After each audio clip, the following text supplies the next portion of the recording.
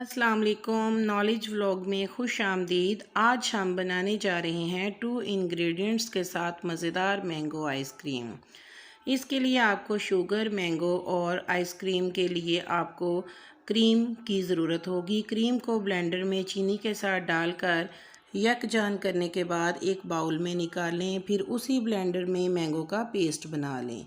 Cream और mango के paste को मिलाएं, चुटकी भर ज़र्दा रंग डालें और अच्छी तरह मिक्सअप करें। जब मिक्सचर का टेक्सचर बहुत अच्छा हो जाए तो एक बाउल में डालकर थोड़ी सी मैंगो के साथ डेकोरेशन करके रैपिंग पेपर से रैप करके फ्रीज़र में रख दें। निकालने के बाद आपकी बड़ी मज़ेदार यमी बाज़ार से बहुत बेहतर होममेड साफ़ सुथरी आइसक्रीम तैयार हो जाएगी, जो आप मेहमानों को सर्व करें, बच्चों को खिलाएं, सब बहुत खुश होंगे। मेरे चैनल को सब्सक्राइब करें।